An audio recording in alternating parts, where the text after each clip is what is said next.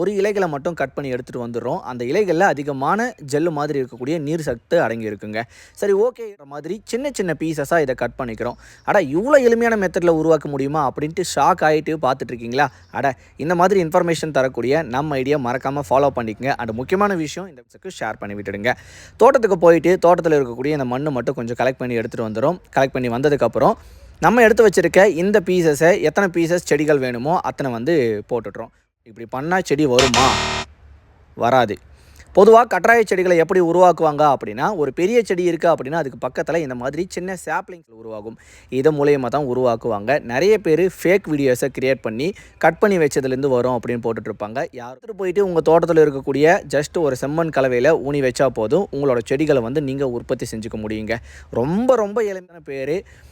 Try பண்ண போகிறீங்க அப்படின்றத சொல்லுங்கள். அண்ட் முக்கியமான விஷயம், இந்த மாதிரி சூப்பரான இன்ஃபர்மேஷன் தரக்கூடிய நம்மளோட ஐடியா ஃபாலோ பண்ணி